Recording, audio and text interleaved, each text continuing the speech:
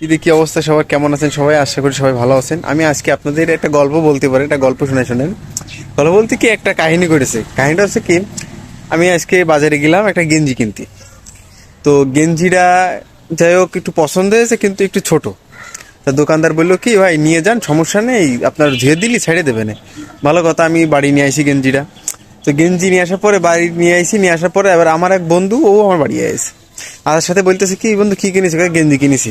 ও একটা গেঞ্জি কিনে নিয়ে এসে সেম দোকানতে। তা বলছে, তুই এই গেঞ্জি কিনেছিস? সেম গেঞ্জি, মানে ও যেটা কিনেছে ও একই গেঞ্জি, আমারও একই গেঞ্জি, প্রায় মিলে গেছে। তো ওটা একটু বড় সাইজের। তো বড় সাইজে হওয়ার কারণে এবার আমি ওরে বললাম কি, তুই গেঞ্জি কোন থেকে কিনেছিস?